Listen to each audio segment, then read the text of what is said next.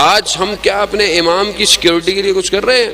یا صرف دعائے سلامتی امام زمانہ پڑھ کر گھر چلے جاتے ہیں؟ خزانے محترم آج کے دور کو سمجھے، زمانے کا امام ہے، زمانے کا امام، یعنی جس ایرا میں ہم ہیں جو کہ ٹرانس ماڈرنائزیشن سے اوپر چلا گیا ہے، مین مشین سائبورگ ہو گئی ہے، وہ اس میں محنت کی ضرورت ہے، اس میں آگے نکلنے کی ضرورت ہے، جدت کی ضرورت ہے۔ خوب اپنے اس خلا کو توڑیں، ہم آگے کی طرف بڑھیں، ورنہ ہم نئی نسل کو کھو بیٹھیں گے۔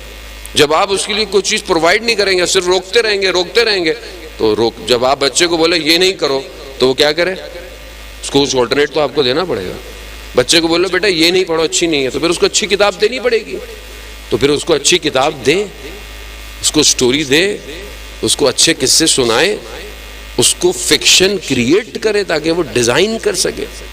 آپ سوچیں کہ جو ایک شہید ہے کہ جسے فادر آف میزائل کہا جاتا ہے، وہ جسے امام خمینی نے جب انہیں کہا کہ جاؤ رشیا اور رشیا جا کر ان سے ٹیکنالوجی لے کر آؤ، رشیا نے ٹیکنالوجی دینے سے انکار کر دیا۔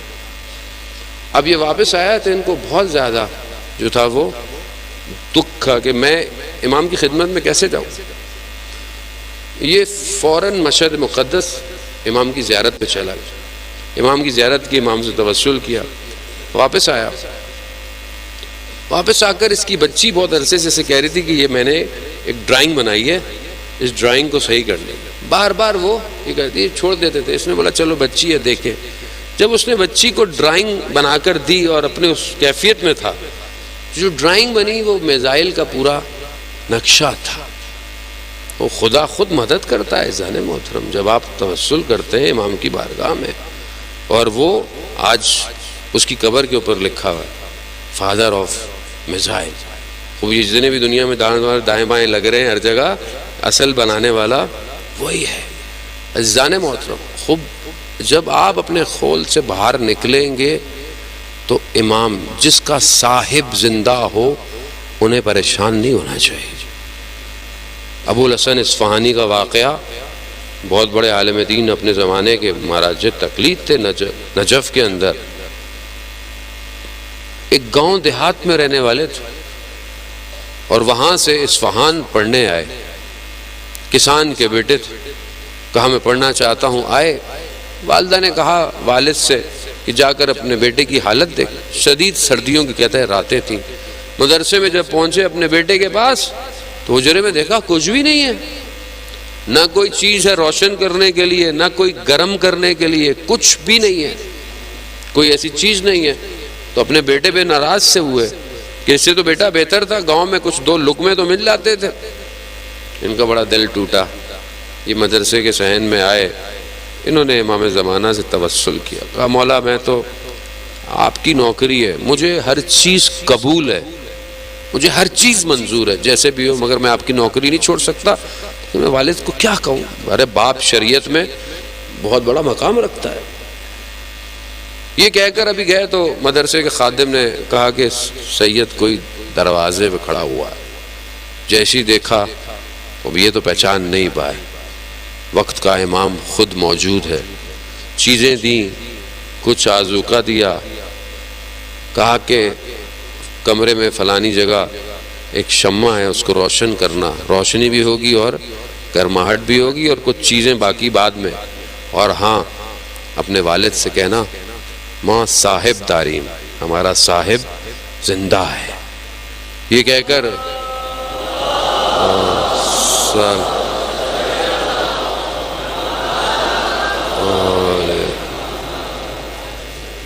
خوب جب واپس گئے، جب دیکھا والد کو پتہ چلا تو والد نے بڑا گریہ کیا، جانے کہاں پہنچ گئے سید ابو الحسن اصفہانی۔ ایک عالم دین نے انہیں خط لکھا اور جا کر بولا کہ آپ کی ذمہ داری ہے، آپ بصرہ میں جا کے بیٹھے ہیں، آپ یہاں نجف میں باہر اپنا دروازہ کھول کے بیٹھے ہوتے ہیں۔ تو انہوں نے خط پڑھے ہوئے تھے، ان کا ان خطوں کو ہٹاؤ، اس میں سے ایک خط امام کا تھا، کہا کھولو، کہا ہے امام نے مجھے خود یہ ذمہ داری دی ہوئی ہے۔ عزیزان محترم، خوب انسان پہنچتا ہے جب اس سے کوئی فرق نہیں پڑتا کہ آپ یہاں رہتے ہیں، آپ اس علاقے میں رہتے ہیں، آپ دور دراز شاید جہاں اتنے امکانات نہیں ہیں، امام قلب کو دیکھتے ہیں، امام دل کی نیتوں کو دیکھتے ہیں۔ وہ امام کو جب کسی کو اٹھانا ہو تو اس کو کہیں سے بھی اٹھا لیتے ہیں۔ قاسم سلیمانی خوب کیا ہے، ایک کشاورز کا بیٹا ہے، کسان کا بیٹا، کسی یونیورسٹی میں نہیں گیا کہ کوئی یونیورسٹی سے پڑھا ہو، لیکن خلوص، اخلاص اور تربیت کہاں لے آئی کہ کتنے ملکوں پر حاکمیت دینی کے لیے کام کر رہا۔ ہمارے استاد آیت اللہ تحریری فرماتے ہیں 40 سال لمحے حوضے میں ہو جاتے ہیں، ہم حاکمیت دینی کی بات نہیں کرتے، اور اس نے حاکمیت دینی کو اجرا کیا ہے، امام کی حکومت کو اجرا۔ 313 کیسے ہوں گے؟ آج سوال کرتے ایسے ہوں گے 313، خلوص اور اخلاص کے ساتھ۔ اور آپ دیکھیں زندگی کس مقام پر پہنچی ہے۔ ان کے کسی قریبی نے بہرحال بیان کیا، ہمارے ایک دوست نے ہمیں یہ بتایا کہ جب وہ شہید ان کے خواب میں آئے تو ان سے پوچھا کہ کیا ہوا اور کیسے ہوا۔ آپ کو بتایا کہ جب آخری جگہ سیریا سے وہ نکلے تھے تو انہوں نے جس کمرے میں تھے وہاں پر انہوں نے ایک عبارت لکھی تھی۔ کیا تھی؟ پروردگار مجھے وہ جلوہ دکھا جو تو نے موسیٰ کو طور پہ دکھایا ہے۔ خوب انسان کی سوچ دیکھیں، انسان کیا دیکھنے کے تقاضے چاہتا ہے۔ خوب جب شہید ہوئے وہ کہتے ہیں خواب میں آیا تو کہا کہ میرا ہاتھ تو باہر تھا، صرف ایک ہاتھ ہی سالم تھا، باقی تو کچھ بھی نہیں تھا، وہ باہر تھا، مجھے تو ایک دم مولا کائنات آئے، انہوں نے میرے ہاتھ سے پکڑا، مجھے نجف لے گئے، مجھے نہیں پتہ چلا کہ پھر کیا ہوا۔ خوب جانب وہ جلوہ جو کوہ طور پر دکھایا تھا اسی جلوے سے روشناس ہوئے۔ وہ کیا کہتے ہیں؟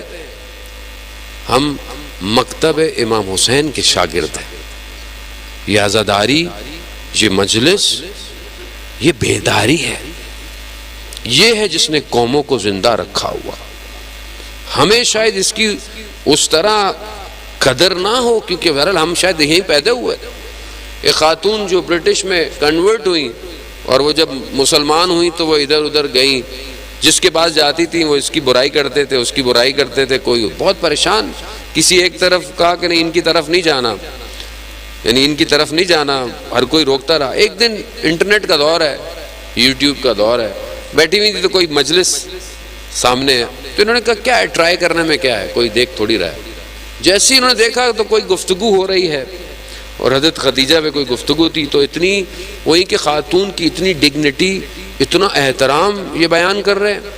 پھر اس خاتون نے دیکھا کہ آخر میں مجلس کے کوئی نام لیا گیا اور وہ ایک نام لیا گیا اور سب لوگ گریہ کرنے لگ گئے۔ تو اس نے بولا کہ یہ کون ہے کہ جس کے صرف نام لینے سے اتنے لوگ گریہ کر رہے ہیں؟